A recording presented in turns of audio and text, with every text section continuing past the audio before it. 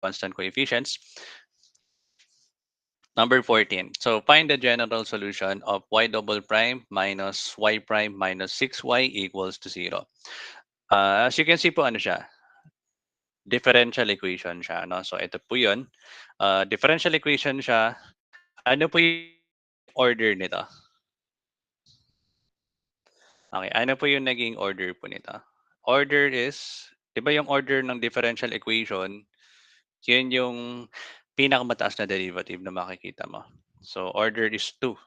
So ibig sabihin, magkakaroon tayo ng dalawang arbitrary constant, c sub 1 at saka c sub 2. So paano po ba mag-solve ng linear equation with constant coefficient? And linear equation siya, class, ano siya eh, first degree equation lang naman siya. No? Okay. So yung mga derivative po natin, bali parang i-rewrite lang natin siya, class, no? So for example, ang y prime kasi, pwede mo siyang i-rewrite as first derivative of y with respect to x. Pwede mo rin siyang i-rewrite as capital D. Yan, capital D tapos y. So first derivative yan. So pwede rin natin siyang i-rewrite as m lang. No? So, in terms of m na lang muna, class. So, si y double prime nun, so since second derivative siya, gagawin natin siyang m squared. Then minus, eto naman, first derivative siya. So, minus m. Then minus, eto naman, hindi yan derivative, no? So, minus 6 lang po. Ayun. Then equals to 0. And then, parang meron ka lang, parang meron kang quadratic equation. So, isosolve mo yung value ng m dyan. Ayan. So, dalawang value ng m yan, no? Teka. M sub 1, tapos M sub 2. So, dalawa. Then, ayan, gamitan natin siya ng mode 5. Mode 5 down arrow quadratic equation. So, we have 1, -1, -6. Ganyan siya dapat, no? General equation dapat siya. So, magkakasama sa isang side. Then, we have here 3 at saka -2. Ayan. So, positive 3, -2. Pa general solution po nito. So, yung magiging general solution niya yan, ganito. Y is equals to c sub 1 e raised to 3x tapos plus c sub 2 e raised to -2x. So, eto na po nun yan, no? For our final answer. So, yung ano natin, ang tawag natin dito, parang tatawagin natin siya as M roots, no? So, yung mga M roots po natin, yan, yung mga M roots po natin. So, sila po yung ilalagay natin as the coefficient dito. Yan, coefficient nung x sa exponent. So, yan lang po. Bali, memorize po kung paano po siya gawin. No? So, y is equals to c sub 1, then e raised to 3x, yung M root. So, baka po mapansin nyo na tipong, sir, bakit ganun? Baligtad po siya. Negative 2x muna, tapos positive 3 yung pangalawa. Okay lang naman po yan, no? Kasi syempre, pwede naman magka-interchange si c sub 1 and si c sub 2. Since wala pa naman tayong constant talaga or specific na arbitrary constant na binibigay po dito. Yan. So next po, proceed tayo sa number 15.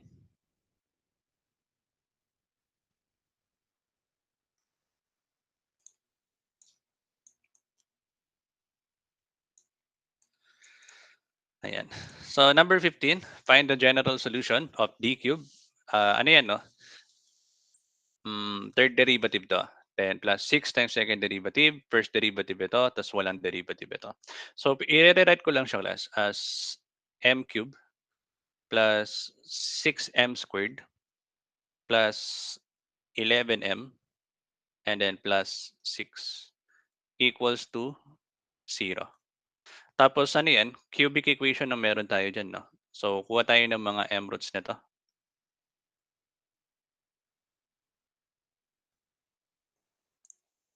So, mode 5, down arrow, cubic equation.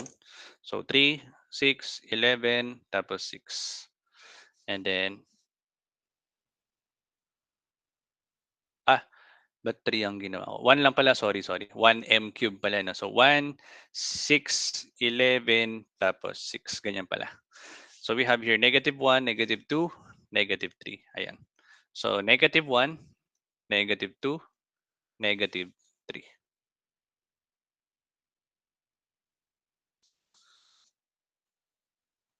So tapos na ano, sundan lang natin ulit 'yan, yung parang ganyang format lang niya. So yung general solution natin, y is equals to c sub 1 e raised to negative x, then plus c sub 2 e raised to negative 2x, and then plus c sub 3 e raised to negative 3x. So hayaan mo na ulit class sa choices kung nagka-interchange lang po tayo sa c sub 1, sa mga subscript lang naman 'yan. Ayan. Hmm, ano ba? Case 1, real distinct. Okay, so kaya siya ano, kaya siya case 1, real distinct roots kasi etong mga M roots natin ay mga real numbers po sila, ano, walang umulit. Okay, wala pong umulit, gano'n. Okay, then sunod po natin, case 2. So yung case 2 naman, paano kung real tapos meron tayong repeated roots? Ayan, so mga naulit naman po ano. Proceed tayo dun sa number 16. 16. Ah, teka.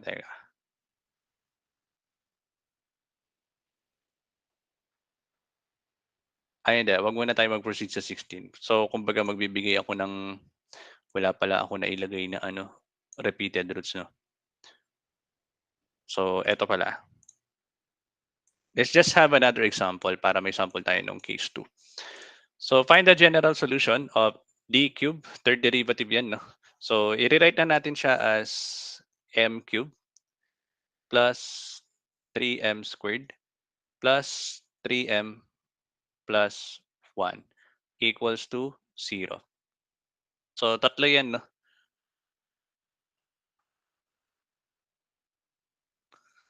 Okay, then, meron tayo din mode 5 cubic equation ulit. So we have 1, 3, 3, 1. The answer is -1.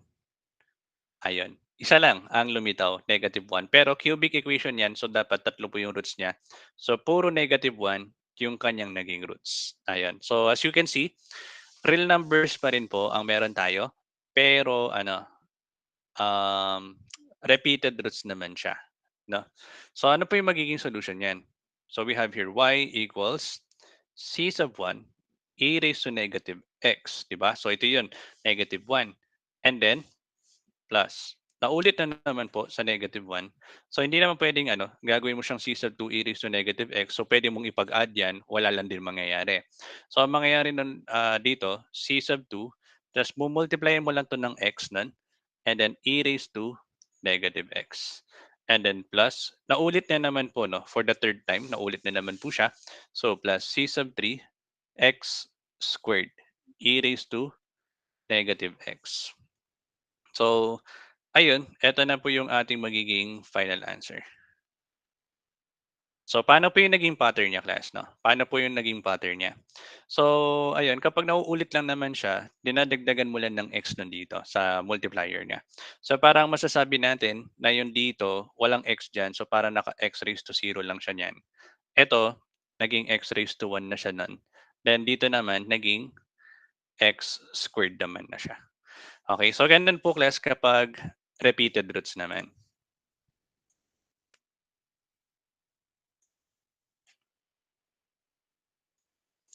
Okay, number 16.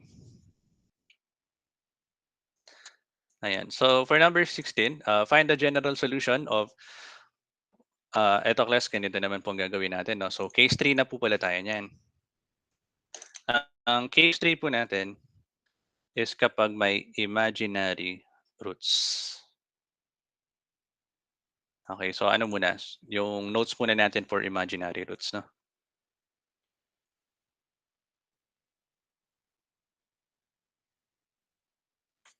Ayan. Kapag imaginary root kasi, so yung m root natin, ano po yung magiging format niya? A plus or minus bi. So, 'di ba ganyan po yung format ng imaginary numbers? So, meron tayo nung real part, tapos meron tayo nung imaginary part. And then yung magiging general solution po niya, y is equals to,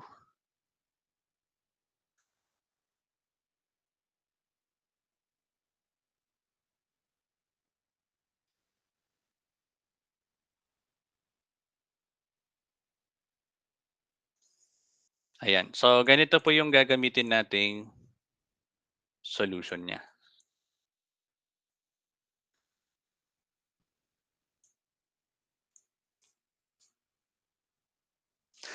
Okay, so find the general solution of, um, gawin na natin siyang m cube, third derivative, minus 3m squared plus 9m plus 13 equals to 0.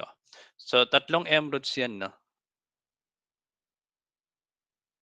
Ayan, tatlong m roots yan. Tapos, i-cubic equation natin siya. Ayan, cubic equation. 1, -3, 9, 13. So, we have here m is -1. Okay, m is -1. Tapos, ayun, imaginary. 2 plus 3i at saka 2 minus 3i. So, ano na lang, gawin ko na lang siyang 2 plus or minus 3i. So, tanggalin ko na 'to. So, meron tayong isang real root and then isang imaginary. Okay? So, paano po yung magiging format niyan? Ito yung general solution niya. So, y is equals to c sub 1 a raised to negative x para dun sa real root natin dito. Plus, para naman po sa imaginary root, sundan mo lang po ito. So, ayun, yung a natin, no? Ito yung a natin. Yan yung a, yung 2. Yung b naman po is yung 3. So, substitute mo lang siya dyan. So, plus a raised to 2x quantity c sub 1 cosine 3x tapos plus ay sorry 'no, hindi pala c sub 1 kasi tapos na pala tayo sa c sub 1. So, tanggalin natin 'to, c sub 2 pala. So, plus c sub 3, sine naman 3x.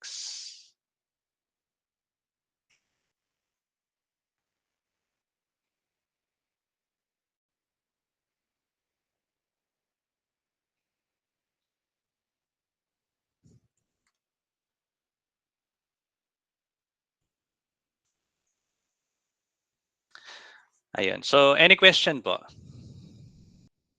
Bale hindi ko na sasagutan yung 17, try niyo na lang siya class 'no, paki-practice na lang siya. Yan, I think okay na yan.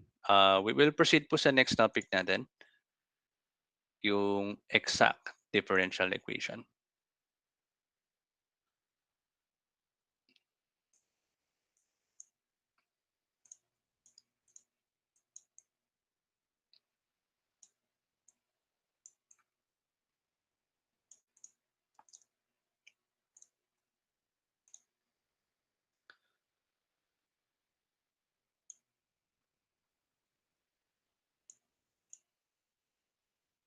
Ayan, tapos ano tayo, number 18.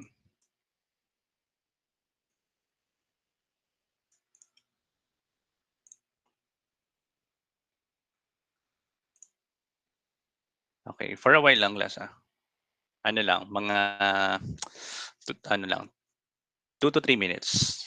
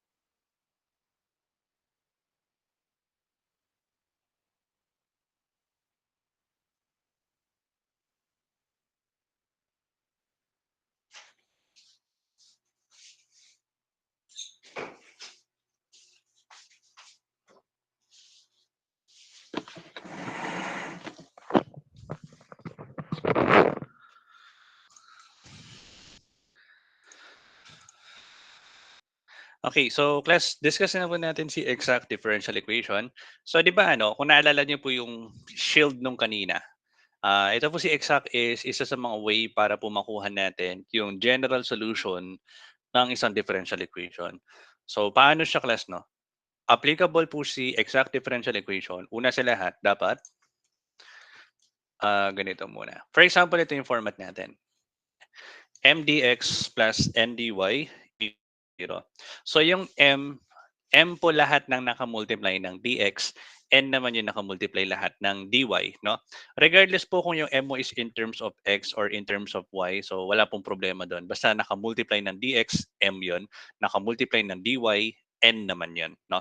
Ngayon, kapag nag-partial derivative ka ng M with respect to y, at nag-equal po siya sa partial derivative ng N with respect to x, therefore, exact differential equation siya.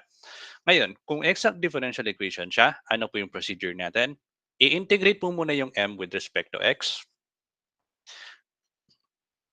Integrate mo yung m with respect to x. Tapos, eliminate mo yung terms with x sa n. Then, saka mo siya integrate with respect to y.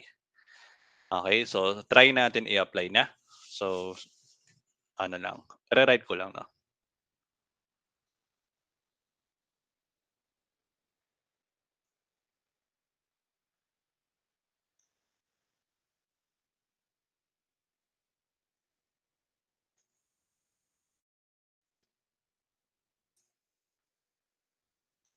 Okay. So, yung dito class, ayan. Ito po yung buong m, naka-multiply ng dx. Ito naman po yung buong n po natin. Okay? Ngayon class may problem kasi na parang ano, eto kunwari tanggalin natin yan, tapos naka-negative siya, no? So kung naka-negative yan, isasama mo yung negative sa n, no? So isasama mo yung negative sa n kasi dun sa ano natin, dito sa format natin, naka-positive kasi siya diyan. So kung in case po na naka-negative siya dito, so kasama siya sa n nun, no? Okay. So ano po yung step by step natin dito? First, i-confirm muna natin kung exact differential equation po ang meron tayo. So kukunin ko muna yung partial derivative ng m with respect to y. Okay, partial derivative of m with respect to y. Pag sinabi pong partial derivative, i-derivative mo siya class with respect to y, then lahat po ng other variables natin tulad po ng x, ganyan, is considered po siya as constant. No? So y po yung variables natin. Ayun, ang gagawin po natin ito, 2xy, magiging lang siyang 2x. 'Di ba? Pagdating dito, magiging siyang 2x. Ito naman, partial derivative with respect to y, wala akong y na nakikita diyan, eh di constant 'yan. No? So wala siyang derivative. So minus 0 lang. Okay, so 0 lang po. Pakita ko lang na 0 'yan para sa solution natin dito. Next, partial derivative of n with respect to x. So ito po, i-derivative natin si x squared with respect to x, 2x plus partial derivative ng y with respect to x. So y will be considered as constant. So bali, 0 po yan. Okay, so yan na. As you can see po, partial derivative natin ng m with respect to y ay nag-equal sa partial derivative ng n with respect to x. So therefore, we have an exact differential equation. Ayan. So kung exact differential equation siya, ano po yung step by step natin? Unahin natin to. So proceed tayo ng step 1. Okay, step 1. Integrate natin yung m with respect to x. Okay, integrate m with respect to x. So ano yan? Integral of 2xy minus 3x squared with respect to x. So magiging po siyang, eto, i-x squared ko lang yan over 2. So magiging siyang x squared y. Sige, copy ko muna, no? 2x squared y over 2. Then minus, eto naman, 3x cubed over 3. So cancel lang po yung 2 dito. Cancel yung 3 dito. So magiging resulta niya, is x squared y minus x cubed. So, eto na 'yon. Sir, lalagyan pa po ba ng plus C? Wag na muna, mamaya na lang. Okay, step 1 pa lang naman tayo, hindi pa naman siya yung, total natin, yung final. So, proceed naman tayo ng step 2. Okay, so pagdating mo sa step 2, ano sabi? Eliminate terms with x at n, then integrate mo siya with respect to y. So, kunin muna natin si n. Ang n po na natin class is equal po sa x squared plus y. Ayan, x squared plus y. Tapos sabi, no, lahat ng mga terms na may x tulad nito is ika-cancel out mo siya. Eto, hindi na magka-cancel out yan. So, ang mangyayari, ang matitira na lang, y na lang. So, after nun, i-integrate mo na siya. So, integrate mo na yung n with respect to y, integral of y with respect to y. So, magiging siyang y squared over 2. So, eto na po yung ating step 2, y squared over 2. Then, step 3, for the final step naman is ipag-a-add mo lang ang step 1 at step 2. So, si step 1 natin, we have x squared y minus x cubed. Si step 2 naman natin is plus y squared over 2. Then saka mo siya lagyan ng plus c equals to 0 or pwede mo naman 'tong ilipat, magiging negative c 'yon, pero okay lang nga. Kasi kahit ano naman pwede mong gawin sa arbitrary constant, so pwede naman gawin lang siyang equals to c. Then, siyempre parang nakaka-OC kasi class 'no, kapag meron tayong, denominator diyan 'no. So ang gagawin natin is imo-multiply natin yung buong equation by 2 para matanggal 'to 'no. So magiging itong 2x squared y and then minus 2x cubed then plus y squared equals to 2c, 'di ba? Pero yun nga, kahit ano po pwede naman. So hayaan mo munang c muna. Okay, so ito na po yung final answer natin, yung kanyang magiging, general solution, parang gano'n. Okay, so sabihin ko na ng GS 'yan, general solution. So confirm lang po natin sa answer key natin, 2x squared y minus 2x cubed plus y squared equals to c. So I hope nakasunod po tayo do'n.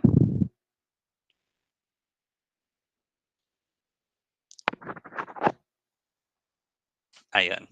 So sige, ano pa pong gagawin natin? Hmm, teka lang,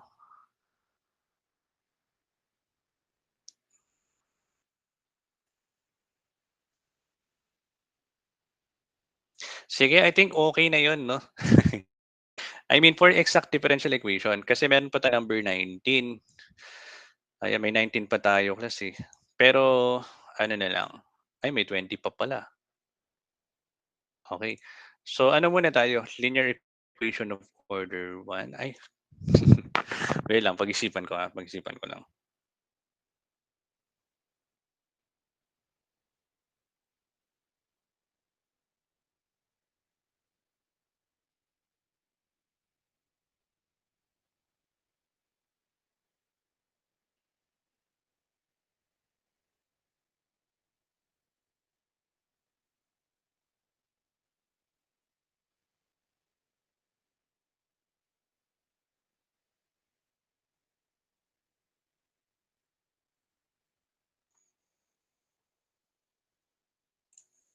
Sige, sagutan natin itong 19. Ano lang, para kumbaga may number 20 pa naman pang practice problem, 'di ba? So mag-ano muna tayo, mag-additional pa tayo.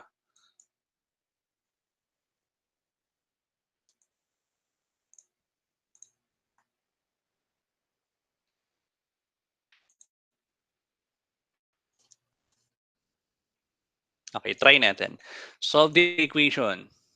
Bale solve the equation. Okay, so 'di ba ganito yung format natin 'no, m dx plus n dy equals to 0. So yung m natin eto, 'yan po yung m, eto naman po yung n. So, isolate ko lang, ang m ko is equals to cosine 2y minus 3x squared y squared. Yung n naman natin dito na lang sa gilid is cosine 2y minus 2x sine 2y minus 2x cube y. Ayan. Then, alamin muna natin kung exact DE siya. So, partial derivative of m with respect to y. So, ito, i-derivative mo ito with respect to y. So, derivative nito with respect to y, derivative cosine ay negative sign. So, that will be negative sine y, negative sine 2y times 2. Dito naman, so 2y squared. Multiply ko yung 2 sa 3, so negative 6x squared y.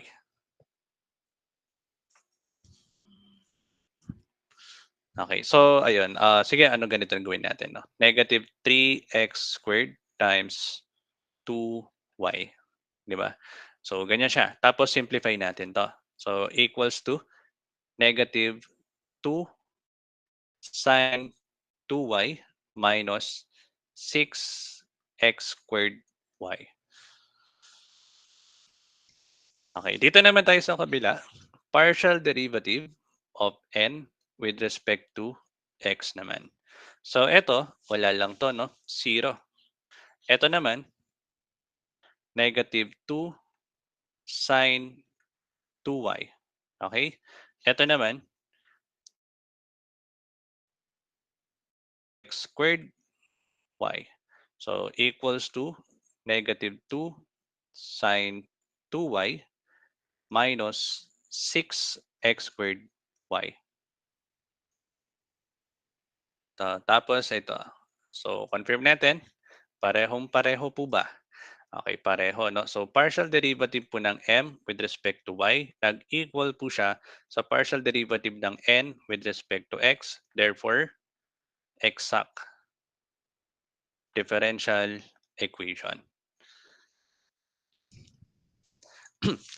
Ayan, class confirm ko lang po kung okay pa po kayo diyan. Ayan, okay pa po ba kayo diyan, class?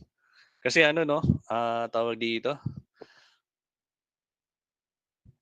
yan, eh, puro X and Y kasi ang pinag-uusapan natin, eh. Kaya ano, so ano lang, patience lang class 'no pagdating dito. Okay. 'Yan, ano pong gagawin natin?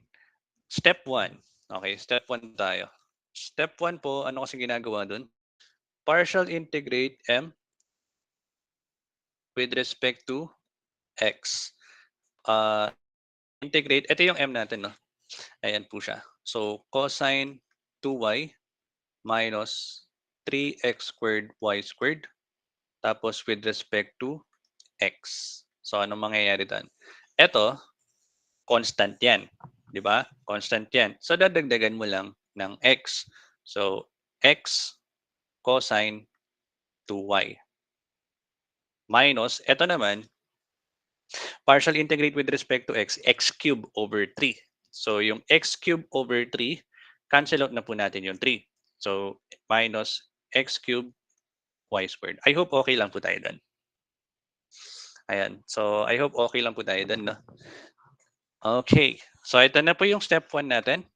Then proceed tayo ng step 2. Step 2. So, kunin natin yung n muna. Ito po yung n natin 'no. Ka-copy ko na lang 'yan. 'Yan. Ito po yung n natin. Tapos eliminate the terms with x from n. So, eto wala naman itong x. Eto may x ito, tanggalin mo 'yan. Eto may x ito, tanggalin mo din 'yan. So, isa lang ang natira, cosine 2y. So, after nun saka natin siya i-integrate with respect to y. So, integrate n with respect to y. That is integral of cosine 2y with respect to y. Okay, paano 'yan? Paano 'yan? Paano 'yan? So, i-note natin dito sa side muna 'no. Note muna natin sa side. Ang integral po ng cosine u du. Ang integral po ng cosine u du ay equal po siya sa sine u plus c. 'Di ba? Ang integral po ng cosine u du is sine u plus c. Ako kasi 'pag, ano, tinatandaan ko siya, ano ang derivative ng sine? Cosine. So, parang binabalik ko pa siya class, gano'n. Ayan, ire-reverse ko, parang gano'n. So, ngayon ang problema kasi natin dito, cosine u ito, pero yung du natin is hindi tugma. So, kailangan natin lagyan ng 2 dito, 'di ba? So, kumbaga cosine 2y, derivative po ng 2y is 2 dy, gano'n. So, kaso kulang siya ng ano, kulang siya ng 2. So, ang gagawin ko dito is magmu-multiply ako ng 2 diyan and then i-di-divide ko siya by 2. So, magiging siyang ganito. Etong 2 sa denominator, ilalabas ko lang 'yan, 1/2. Integral of cosine 2y and then times 2 dy. So, tugma na ba? Ayan, cosine u du na siya. Cosine u du na siya, 'no? So, magiging resulta po nito nun is equals to 1/2 sine 2y. Ayun. Wag mo muna lagyan ng plus C. Yan na yung step 2 natin. And then step 3, okay, step 3, add. So, ito yung ano ko, step 1 ko. Yan yung step 1 ko. And then ito yung step 2 ko naman. So, i-add ko lang siya dito. Plus. Tapos yung C ata nito nasa kabila, no? So, gawin natin equals to C. Okay. Ayan. So, pero still, no? Um, may denominator. So, tatanggalin mo yung denominator. I-multiply natin siya by the LCD. So, ang LCD po nito is 2.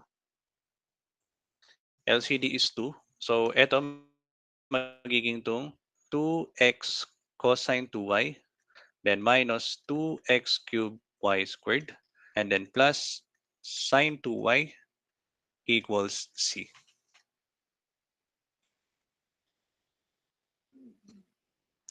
So, confirm lang po. Yan, confirm lang. Teka, yan, check lang. Sine 2y plus 2x cosine 2y minus 2x cubed y squared equals to C. Ayan, so tama naman.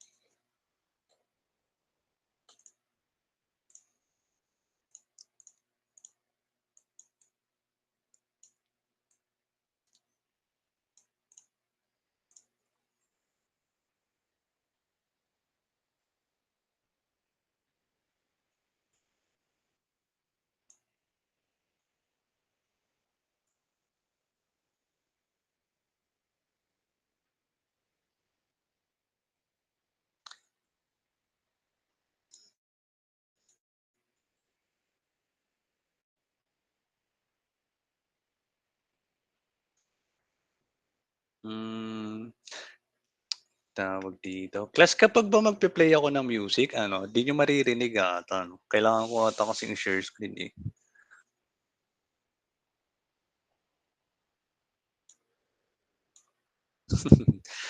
Kasi minsan madalas kasi 'pag nag-o-online class kasi ako, nagpapatugtog kasi ako 'pag ano, kunwari 'yan magsusulat lang muna ganyan, magno-notes lang muna kayo. Hmm, alam ko na, alam ko na. Mag-YouTube na lang tayo. Wait lang. Para lang po ano, hmm, ano bang magandang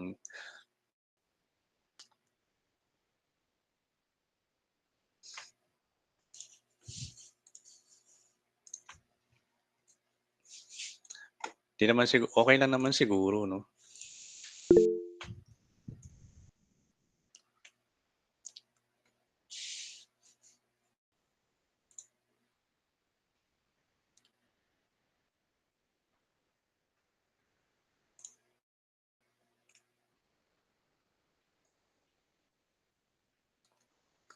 Isang Linggong Pag-ibig. May nag-request pa nga. Wait lang, may napili na ako guys, eh. Isang isang kanta lang tayo 'no. Present Something Else, Window. Sige ano na lang, 'yan. Tapos ay, 'di rin pala 'no, kasi mawawala 'to sa screen. 'Di niyo ba naririnig?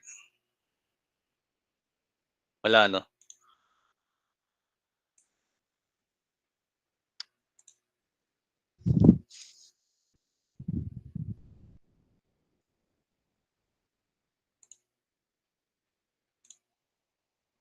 Sige, hayaan mo na. Ano na lang, tuloy lang po natin ng ano, mga 2 o'clock sige.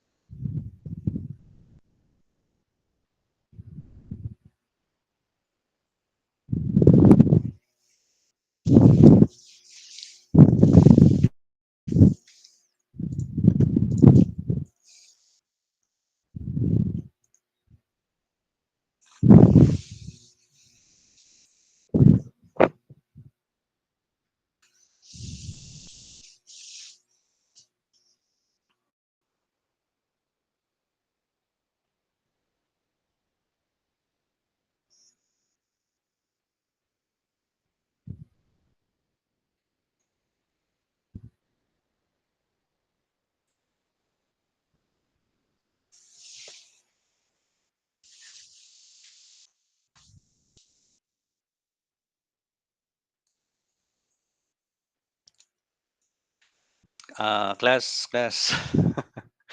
Sabi ko 2 o'clock 'no, grabe. Sorry, sorry, tawag dito, hanggang 60 nga pala yung oras 'no.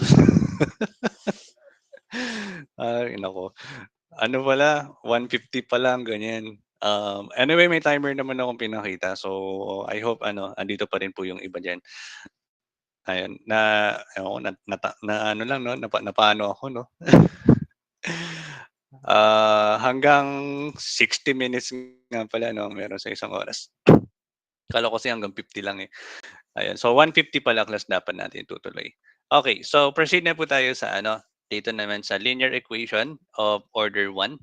Linear equation of order 1. So una sa lahat, ano po ang order 1? 'Pag sinabing order 1, ang differential equation mo, highest derivative mo is first derivative, which is true naman sa nakikita mo diyan. So for example ito, first derivative of y with respect to x, yan na po ang pinakamataas na derivative. Then the rest, wala na. Ito po, hindi naman po derivative yan. Y raised to 1 lang yan. Tapos ito, walang y dito. Okay. So, linear equation siya. Kasi, first degree lang din naman siya. Di ba? Yan po ay linear in y. So, itong una class, no? Bali, meron tayo. Paano siyang magiging linear in y? So, we have dy over dx plus p of x times y equals to q of x. So, para po mas madaling tandaan yung format niya, meron tayo dito ng y prime for the first derivative. Ito naman po is y raised to 1 lang. Ito naman po ay y raised to 0. Parang ganun. So, walang y dyan. And then class, ganito pa ang double check mo din. Dapat pagdating mo sa p of x at saka sa q of x, walang y dyan. Okay? Wala pong y dyan, class. Kasi nga, in terms of x yan, p of x, q of x, so dapat wala pong makikitang y dyan. Pag meron pong y na nakalagay dyan, sa dalawang yan, baka hindi po sa linear equation of order 1. No? Then, kung linear equation of order 1 siya, meron tayo dito tinatawag ng lambda. Ang lambda po is the integrating factor, which is pag linear in y siya, ang integrating factor natin is e raised to integral of p of x dx. Then for our general solution, eto po yan ang susundan mo. Y e raised to integral of p of x dx equals to integral of q of x e raised to integral of p of x dx. Haba, ano? Okay, haba class, no? So, eto class, parang pwede mo naman siyang gawing y times integrating factor equals to integral of q of x times integrating factor times dx, ganun. So, mga integrating factor, parang ganun, no? And then, pwede naman siyang linear in y, pwede rin siyang linear in x. So, whichever po yung mas madaling gawin na format. So, kapag linear in x siya, meron tayong dx over dy naman po dito. It's like first derivative of x with respect to y. So, para siyang x prime lang dyan. Plus p of y times x raised to 1, and then equals to q of y, then x raised to 0 naman po ito. No? Ayan. So, tapos nun, kapag po linear po siya in x, so yung integrating factor mo is ito naman siya na. No? Ayan. Tapos, ano pala 'no, nawawala pala yung ano ko dito. Teka, nawawala pala yung general solution dito. So, ganito sulatan na lang natin 'no. So, yung magiging general solution kasi nito, actually, parang ifo-format mo na lang siya diyan. So, x e raised to integral of p of y dy equals to integral of q of y e raised to integral of p of y dy dy. Ayan. So, ganyan po yung integrating, yung general solution po niya. And then class, ito ano 'to, linear times the integrating factor ay equal po sa exact. Kaya importante class na kapag exact differential equation muna tayo. So kapag meron kang linear equation tapos minultiply mo siya sa integrating factor, magiging po siyang exact differential equation. Tapos nun kung exact differential equation na siya, puwede ka na mag-proceed dun sa step by step natin sa exact differential equation, no? So ako class, yan po ang ginagawa ko instead of this one, no? So eto na lang ang ginagawa ko. Anyway, kung alam mo naman mag-exact differential equation, madali na lang sa iyo, no? Okay, so try natin sa number 21. Yan, try natin sa number 21. Tapos, teka, tanggalin ko lang tong calcu natin. Di tayo gagamit ng calcu dito sa problem na to. Okay, solve the equation. 'Di ba? Wait, baka gumamit 'no? Teka na, tingnan natin. Solve the equation, sulat ko lang muna 'no?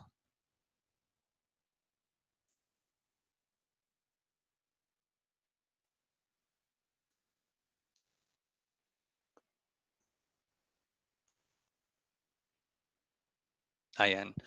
So we have 2 quantity y minus 4x squared dx plus x dy equals to 0.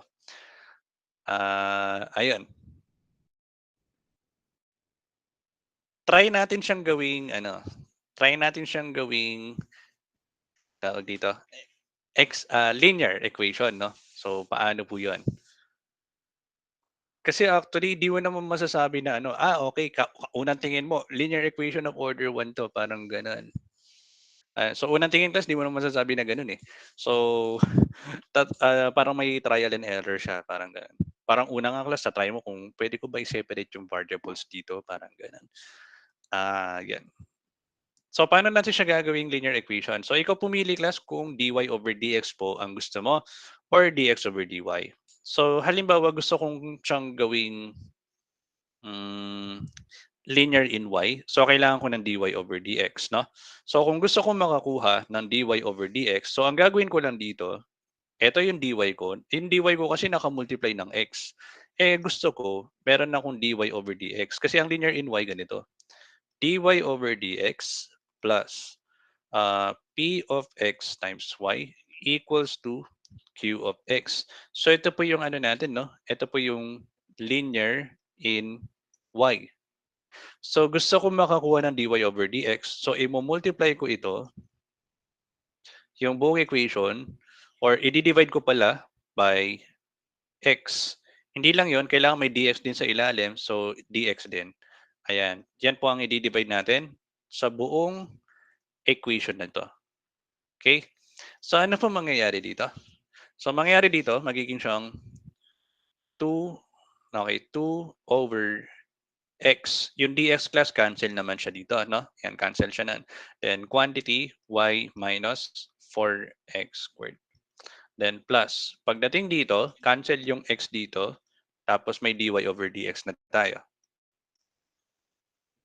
equals to 0. Okey, ano pa? Paano ko siya susundan 'to? Paano ko susundan 'to? Okey, gawin muna natin dito ay pamigay muna natin 'yan 'no. Okey, so pamigay muna natin 'yan. Meron tayong 2 over x times y minus 2 times 4, 8. Then x squared over x is x. Then plus dy over dx equals to 0. Ayun siya. Then, eto naka-multiply ng y, eto in terms of x lang. Ililipat natin 'to sa kanan 'no. So eto, unahin ko muna isulat ito.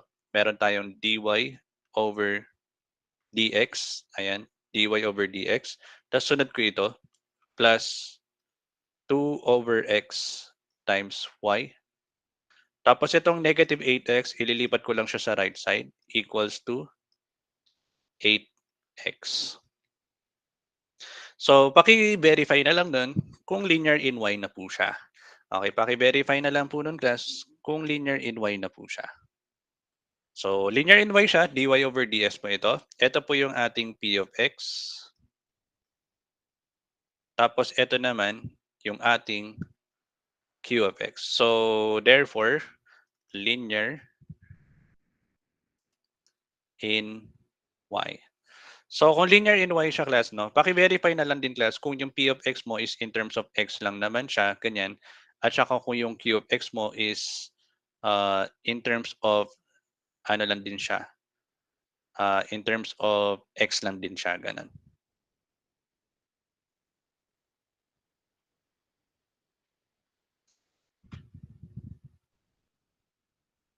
Ayun. So in terms of x naman siya, ngayon ano po yung magiging procedure natin dito? Kuha tayo ng integrating factor natin 'no. So the integrating factor is e raised to integral of p of x dx 'no. So yan po yung ating integrating factor, paki-verify. Then substitute lang po natin. So we have equals to e raised to integral of, yung p of x ko ay 2 over x and then multiplied by dx. Tapos equals to a raised to, etong 2, pwede ko lang namang ilabas yan, no? Tapos integral of dx over x, ano po yan? ln, di ba? ln. So magiging siyang ln of x, ganon. Okay, tapos property ng logarithm, Etong 2 class, pwede ko siyang ipasok sa x dito maging exponent. So, e raised to ln of x squared. Then, e raised to ln, pwede kong ibaba yung buong x squared. So, eto na yung integrating factor natin, x squared na siya. Okay, so proceed na tayo dun sa sinasabi natin na linear times the integrating factor, sabi natin magiging siyang exact. Ayan. So, linear times integrating factor, magiging siyang exact. So, asan po ba yung linear equation natin? Hmm,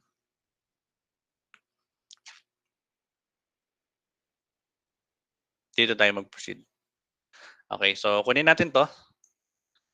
Yan, kunin natin yan. Tapos, multiplyan natin siya ng integrating factor, x squared. Ayan. So, ano mangyayari dito, no? So, magiging siyang 2 x squared divided by x, ano yun? X raised to 1. Tapos times y. Minus, ito naman, 8x cubed. And then plus x squared dy over dx equals to 0. Okay, then, gawin ko na lang dito, multiply natin ng dx yung buong equation naman.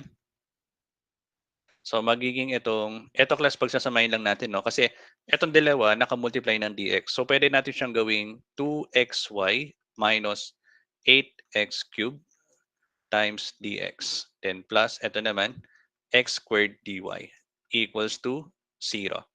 So ayun, ang verify kasi natin, no, kung exact siya, dapat mdx plus ndy equals to 0, yung proper format natin. So ito yung m, tapos ito yung n. Then, verify muna natin kung exact siya. So, kunin natin yung partial derivative ng m with respect to y. So, partial derivative ng itong m with respect to y. So, kunin natin ito. Magiging siyang 2x muna. Then, ito, wala. 0. Then, dito naman tayo. Partial derivative ng n with respect to x. So, derivative po ng x squared with respect to x, 2x. Ayan. So, ano siya? Since equal sila, exact differential equation. Ayun na. Ayun na i-convert mo na siya to exact differential equation. So proceed na tayo ulit sa procedure ng differential equation. Sorry, ng exact differential equation. So step 1, okay, step 1 is i-integrate natin ang m with respect to x. Integrate m with respect to x. So ano pong mangyayari doon, no? So equals to integral of yung m po natin is 2xy minus 8x cubed with respect to x. So ito, x squared over 2, cancel yung 2. X squared y na lang. Ito naman, x raised to 4 over 4. So 8 over 4, negative 2, x raised to 4. Ayun. Okay, then step 2. So kunin mo muna yung n. So yung n natin is equals to x squared. Then ang sabi daw po, eliminate the terms with x from n. So walang natira. N is 0.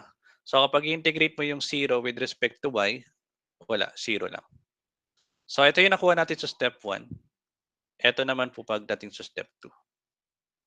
And then step 3 is ipag-a-add mo sila. So wala tayong may add sa step 1 natin. Ito lang talaga. So we have x squared y minus 2x raised to 4 and equals mo na lang siya sa arbitrary constant. So confirm lang natin.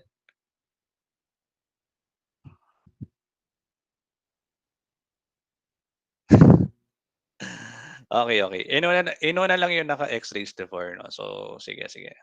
Nabigla ako dun, sabi ko, ba't may 2 dito sa ano, sa una, ganyan. So, multiply na lang natin ito, no? Multiply lang natin ng negative 1 yung buong equation na ito para lang po tumugma sa choices. So, siyempre, babaliktad lang yan. 2x raised to 4 na yung positive, then minus x squared y. Tapos itong arbitrary constant natin, kahit c pa rin naman yan. Ayan, 2x raised to 4 minus x squared y. 2x raised to 4 minus x squared y equals to c.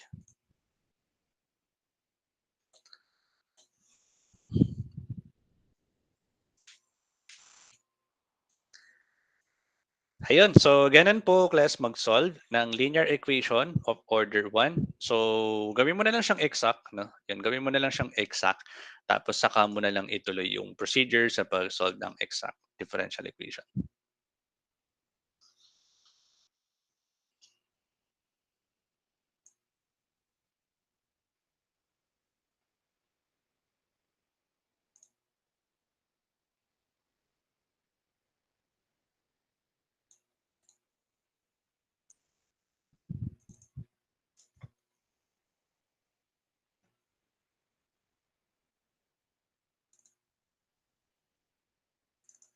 Sandali class ha.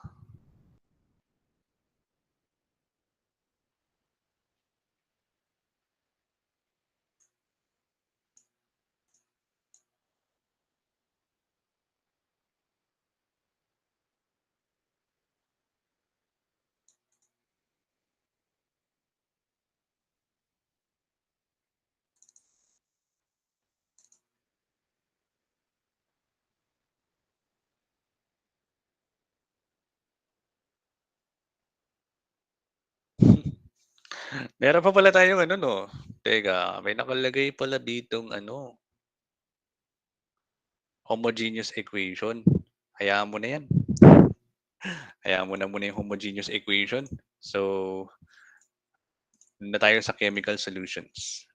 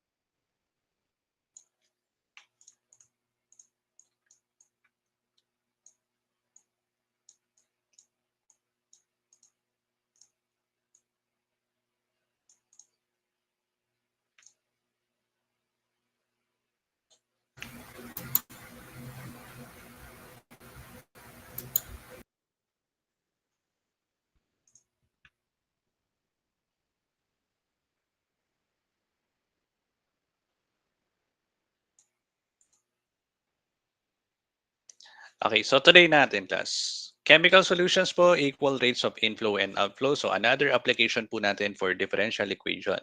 Paano po yung chemical solutions tas may equal rates of inflow and outflow? For example, meron po tayong ano dito. For example, meron po tayong initial na content ng solution. Yan, liquid. Tapos, Parang ang ano natin kasi dito, eh, 'no, yung common na example natin dito, yung mga brine solution. So 'pag sinabi ko po kasing brine, yun po yung tubig na may asin. Tapos yung asin, yun yung solute, gano'n. Tapos i-di-dissolve mo siya dun sa tubig, so magkakaroon ka ng solution, gano'n. Ngayon, ang ide-determine kasi natin dito is yung amount po ng solute nung salt dun po sa ating ano, sa ating water, gano'n. So let's say meron tayo ditong parang given na initial amount of solute, X sub O. So sabi kasi natin dito, X will be the amount of solute at any time. And then dx over dt, yun po yung magiging rate of change ng amount of solute at any time. So una, meron ka munang initial na amount of solute. Yan po yung when t is equals to 0, parang initial mo yan, no? Okay, then meron din tayong masusukat na initial volume. So kumbaga, makukuha mo muna kung ilan muna yung initial volume nito. So given muna siya. Then, meron po tayong i-insert, no? Meron po tayong i-insert dito na solution. So, for example, brine solution, gano'n. So, meron siyang flow rate na pumapasok, Q in. Ayan. So, paano po yung magiging Q in po natin, no? So, 'di ba class, ang Q po kasi natin, yan. Ang Q po kasi natin is volume, amount per time. Amount nung liquid with respect to time. So, volume per time siya, gano'n. Tapos, aside from the Q in, yung volumetric flow rate niya, meron din tayong sasabihin dito na concentration naman. C in naman po 'yun. So, paano naman po yung concentration? So, yung concentration naman class, yun naman po ay ah, amount of solute over dun sa volume. Ayan. Amount of solute times the volume. So, ganyan naman siya nun class, no? Yung concentration. So, gaano kadami po, for example, yung salt with respect sa volume po ng water. So, yun po yung concentration, no? Ngayon, pwedeng may pumapasok class, may inflow po dyan. And then at the same time, meron din po tayo, for example, na outflow naman. So, meron tayong Q out, ganyan. Tapos meron din tayong concentration po na lumalabas. So, may Q out, C out din po, class, no? Ayan. Pero ang gagawin kasi muna natin dito is that yung concentration natin, yung Q out natin tsaka yung Q in is ipag-equate lang muna natin siya. Ngayon, doon tayo sa concentration po na lumalabas. So, for example, ano pala, meron ka pong pinapasok na solution diyan, tapos kapasok ng solution diyan class, hinahalo mo ito, 'no? So, hahalu-haluin mo 'yan, ganyan.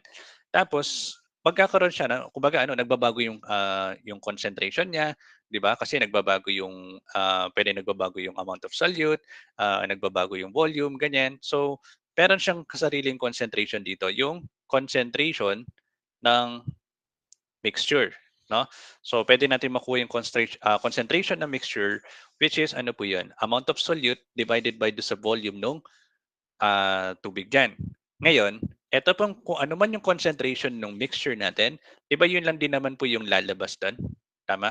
So kung ano po yung concentration ng mixture po natin, 'yun lang din po yung concentration nung lalabas. So ibig lang naman sabihin nun is that yung concentration ng mixture is equal po sa concentration nung lumalabas. Okay? So, importanteng point din po 'yan, 'no? Ngayon, paano natin makukuha ang formula natin para sa dx over dt? So, ano po yung magiging formula para sa dx over dt? So, ano yung dx class, 'no? Dx over dt. So, ano siya, parang kung dx over dt 'yan, ano yung x? Kumbaga rate of change ng amount of solute per time. So, it should be amount of solute divided by time, 'di ba? Yung dx over dt mo, dapat amount of solute divided by time po siya, gano'n. Amount of solute, teka. So, si dx over dt, dapat do'n ay amount of solute.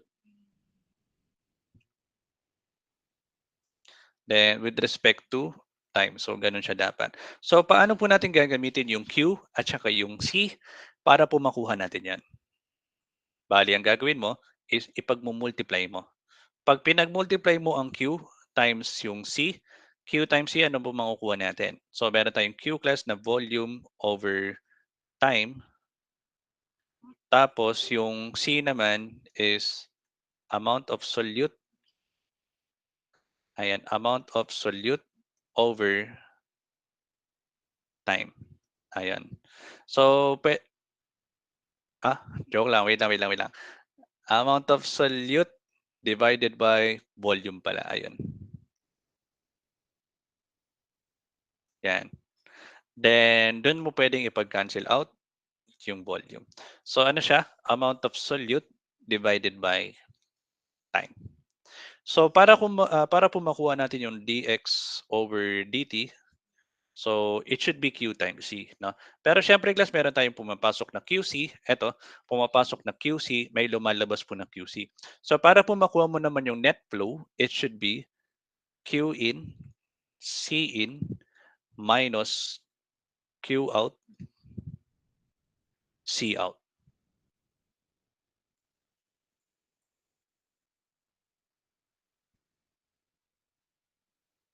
Ayan, so gano'n siya nun class, 'no? So yung dx over dt natin is equals to q in c in minus q out c out. Ngayon, dun tayo sa case 1. Sabi natin sa case 1, kumbaga equal rate, 'no? So kumbaga yung q, teka, wag ng ganyan. Sige, sulatan ko na lang po. So yung case 1 po natin, 'pag yung q in mo equal po siya sa q out. Okay, q in equal po siya sa q out. Okay, so ganito, dx over dt is equals to, kapag po ganyan class, 'no, ayan, kapag po ganyan class, given po yung ano mo, given po itong QE mo, so dapat class alam mo yung volumetric flow rate class nung pumapasok, alam mo din yung concentration nung ah, pino-pour mong solution. So kumbaga given ito, yan, given yan. Yung Q out natin, given din yan. Kaya nga sabi mo, Q in equals to Q out. Nasabi mong equal sila kasi, kumbaga, kaya nasabi mong given si Q out kasi equal nga sila. Okay, ngayon yung concentration na lumalabas class, ito yung hindi natin alam. Kasi as time passes by, hindi naman natin alam kung ano po yung concentration na nagbabago dito. Kasi nagbabago yung amount of solute mo eh. 'Di ba? So parang ganun eh. So ang mangyayari nun, dx over dt equals to q in, c in, minus q out. Tapos yung c out natin dito ganito. Concentration, yung C out po natin, yung concentration na lumalabas, yun din po yung concentration na nasa loob, no, nung nasa mixture. So since pabago-bago yung amount of solute dito, concentration kasi is amount of solute over time, di ba? Ayan siya. So pabago-bago po yung amount of solute, gagawin mo siyang X variable po, no? Ngayon, pagdating mo sa volume dito, okay, volume po ng ating, um, kung ano man yung volume nung solution dito. Ngayon class, eto ang tanong ko. Kapag po ba equal ang Q in natin tsaka yung Q out, yung volume po na pumapasok, equal po sa volume na lumalabas, ano po mangyayari sa volume? Magbabago po ba or it will remain the same? Kapag equal po yung Q in natin dun sa Q out po natin, yung volume po ba is magbabago or it will remain the same? 'Di ba ano, it will remain the same, 'di ba? So it will remain the same. So kung ano po yung initial volume mo, yun din po yung yun pa rin yung volume mo dito, hindi magbabago kasi nga equal po yung Q in natin sa Q out. So ito na po yung magiging formula natin for case 1. Yan na po yung magiging formula natin for case 1. And I hope po class nakasunod po tayo. Medyo madugulan ng konti class si Chemical Solutions.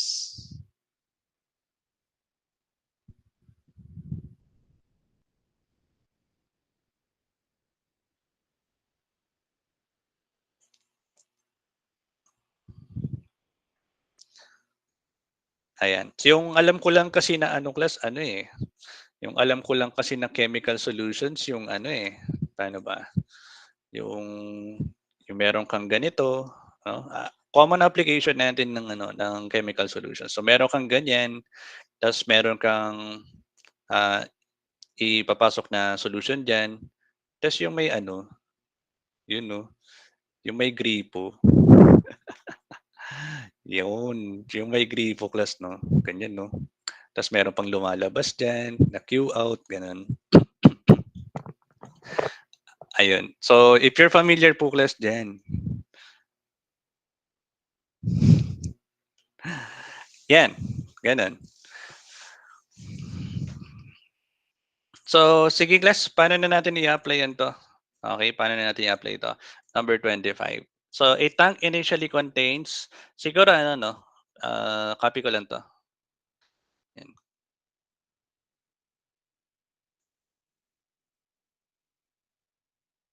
Okey, so a tank initially contains 200 liters of fresh water. So, siguro ano lang 'no, buksan ko lang 'to, tapos ito,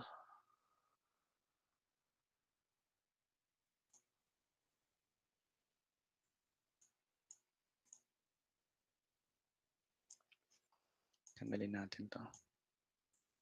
So, a tank initially contains 200 liters of fresh water. So, ito po ay 200 liters. Initial volume po niya 'yan. Then, kung fresh water po siya, okay, fresh water po siya, wala po siyang solute. Okay, therefore, X sub O is equals to 0. So, wala po tayong solute, no? So, X sub O is 0. Then, brine containing 2.5 Newton per liter. So, ano to? Amount of salt per volume. So, Newton per liter siya, no? 2.5 Newton per liter of dissolved salt runs into the tank at the rate of 8 liters per minute. So, yun yung sa concentration natin. Yung concentration in natin is 2.5 Newton per liter. Tapos itong Q in naman natin is 8 liters per minute. Okay, so may given tayo ng dalawang ito. The mixture kept uniform by stirring runs out at the same rate. So kung same rate yan, itong Q out mo is also 8 liters per minute. Okay? So same rate kasi. Ayan. So question po, how long will it take for the quantity of salt in the tank to be 180 Newton? So ang question po, ano po yung time T? Para po nang sa ganun, yung amount of salt po sa tank, 180 Newton. Okay, so ready na ba? Okay. So copy muna natin class yung solution natin, yung formula natin for this one. Dx over dt is equals to Q in, C in, minus Q out, tapos times X over initial volume. So yan po yung ating ano, formula. Then substitute po natin yung mga given natin dito. So we have dx over dt is equals to yung yung Q in po natin class 'no, yung Q in po natin ay 8 liters per minute. C in naman po natin is 2.5, then minus Q out 8 liters per minute. Tapos X, variable lang po 'yan, hayaan mo siyang X lang. Then initial volume natin ay 200. Okay, then simplify lang natin. Dx over dt is equals to, so ano 'to, 'yan, labas na natin ng calcu. 8 times 2.5, 20. So 20 ito minus 8 over 200, 1 over 25 or 0.04. So 20 minus 0.04 x. Then try natin ipag-separate class 'no. Kumbaga ito paki-cross multiply. So we will have dx over 20 minus 0.04x equals to differential t. Ayan.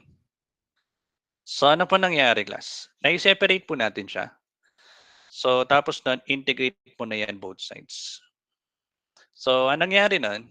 Okay, anong nangyari nun? Ano po siya? Variables separable. Okay, so si chemical solution, di ano lang siya, application lang po siya ng ano, ano tawag dito, application lang po siya ng variable separable. So madali ba? 'Di ba ang dali lang tas kung variable separable lang naman siya, madali lang ba 'yun? So, hindi kasi siya gano'n ka-ano, kumbaga ang simple lang kasi nung variable separable. Pero siyempre baka naman magpapahirap sa'yo yung pag-i-integrate mo naman na part. Okay, pero class, 'yun po ay for case 1 pa lang 'no, Q in pagka equal po yung flow rates natin. Okay, so paano po yung magiging ano nito, solution. So gusto niya bang gamitan natin siya ng manual solution? So of course 'no, paano po yung magiging solution natin dito? Eto class, i-ln natin siguro 'to 'no. Pero kasi para ma-ln mo kasi siya, um, say let u is equals to 20 minus 0.04x. So yung derivative nito is negative 0.04 dx. So kailangan ko nung gano'n 'no. Kailangan ko ng negative 0.04 dx diyan. So ang gagawin ko dito is ang gagawin ko dito ay maglalagay tayo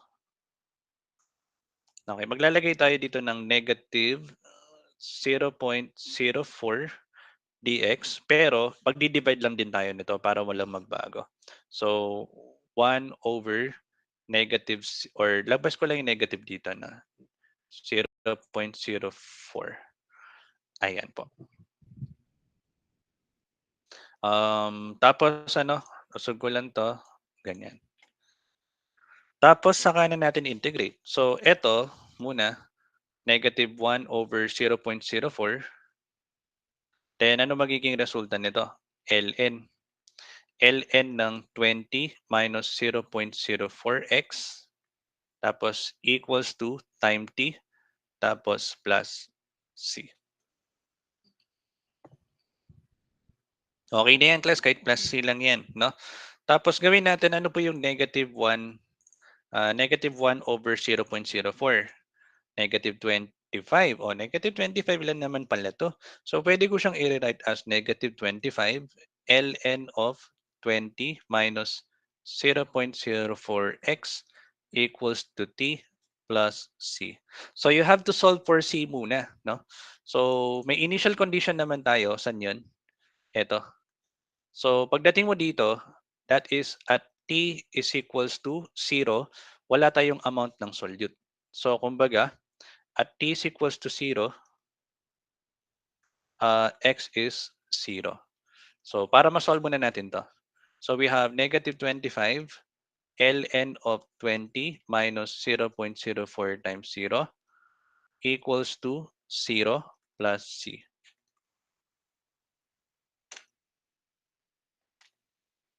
Ano 'to, 0 'yan. Okay, 0 'to. Tapos ln of 20 and times -25. Hmm. Ang pangit ng ng value ng C, ganyan ba talaga? Ang pangit. Hindi, I mean ang decimal kasi, ba't kasi ganyan? Paano kung i-ln ko kaya yan?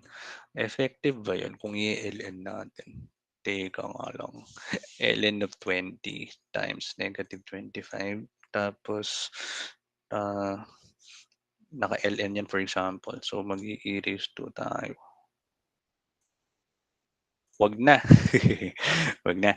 Oh, ganito na lang. ln of 20 times -25, -74. Sige, hayaan mo na 'yan, okey lang 'yan. Sige kung, malay mo gano'n talaga 'no, -74.8933. Ayun. Tapos okey, tapos, tuloy natin dito po, 'yan, tuloy po natin dito. Magiging siyang ano nun 'no, -25 tapos ln of 20 minus 0.04x tapos equals to t plus c. C is -74.8933. Okay, so ang mangyayari nun 'no, parang eto yung ating general solution yung kanina. So, general solution, then ito naman yung ating particular solution. Okay, yung particular solution natin. So tapos na ang tinatanong po 'no, ano po yung time t para yung amount nung salt is 180 Newton. So we have -25 ln of 20 minus 0.04 times 180 equals to t minus 74.8933.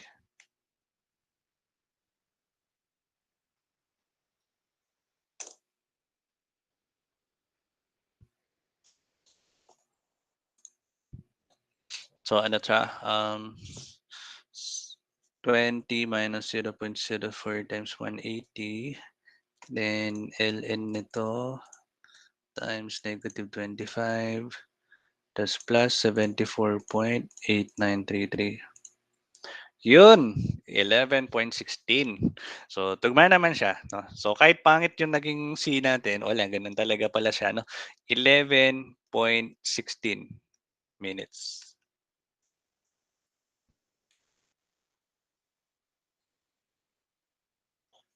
So, ayun. Any question po? May concern po ba?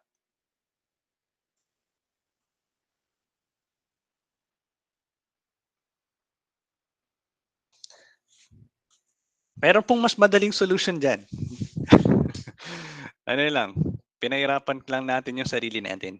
Meron pong mas madaling solution diyan. Gusto niyo ba yung mas madaling solution?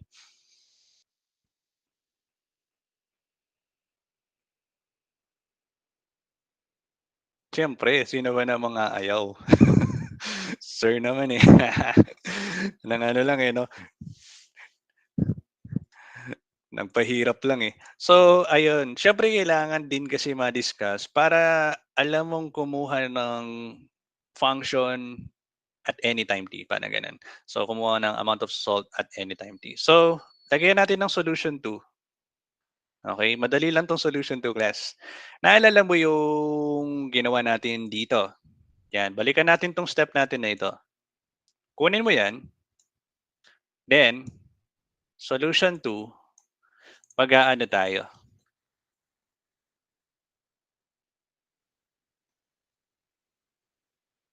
definite integral. When we say definite integral, yung meron po tayong lower limit at saka yung upper limit, 'no? So, ano po 'yun, 'di ba ang initial condition natin is asan yung initial condition natin? Eto, when t is equals to 0, the amount x is 0. So, let's say gusto ko siyang ilagay dito sa lower limit, 'no? So, when t is 0, ang amount ng salt is 0. Then, ang hanap natin eto, ano yung time t para yung amount ng salt is 180. So, ibig sabihin, ano yung time t dito? Nakatumbas po na ang amount ng salt is 180. O pagdating dito, ika-caltech mo na lang yan. Ay, nako. So, ika-caltech mo na lang yan, class, no? Integral of 1/20 minus 0.04 x from 0 to 180. Mamaya na yung calculator na yan 'no. Unahin ko lang yung right side. Yung right side kasi magiging t lang yan. T minus 0 yan actually, 'di ba? Pero kahit t na lang ipakita natin. So ito naman class kapag ika-calculator mo yan, yun 'no, 11 0.16. May Caltech ka naman, so gamitin mo yung calculator mo. Hais.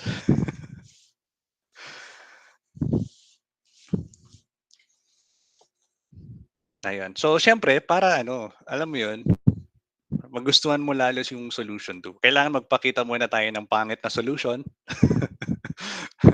para ma-appreciate mo yung solution 2. Ayan. Okay, so another one 'no, yung last problem natin sa differential equation. Ayun, so 237 pa lang pala 'no. Medyo madugo na ito class, I think or hindi, depende, tingnan natin. Pero ano, wait lang,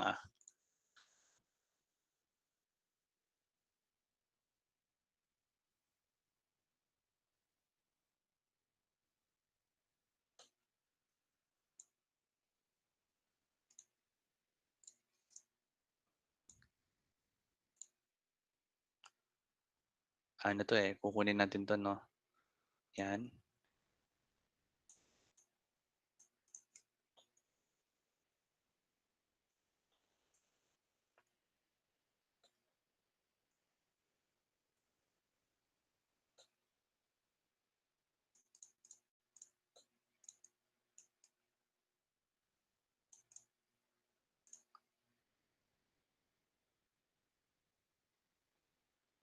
Tapos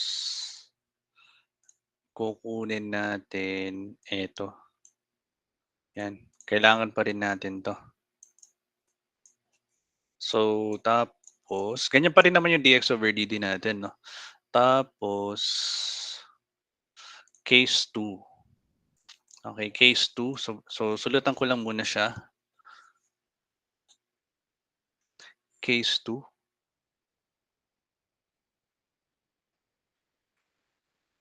Q in is not equal sa Q out. Okay, ito po yung case 2 natin. Okay, so actually ano siya 'no, nakakalahati na po tayo for the afternoon session. So I guess ano, para po mas ma-recharge lang po tayo, let's have our short 10 minutes break lang po class. Okay, off screen lang muna tayo 'no, para mapahinga lang po yung mga mata natin. So 10 minutes break lang muna class before we proceed po dito sa chemical solutions. Then after po kasi ng chemical solutions, we will have siguro matrices po daw class 'no? Okay. Ay,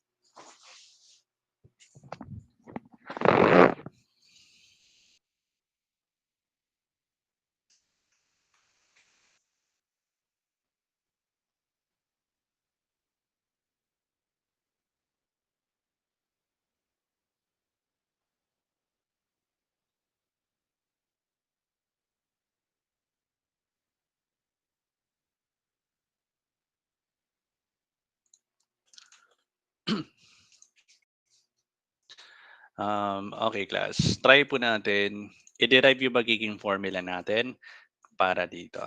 Chemical solutions, unequal rates of inflow and outflow. So bali ano, case 2 na tayo 'no, Q in is not equal po sa Q out. Eto pa rin naman po yung formula na gagamitin natin.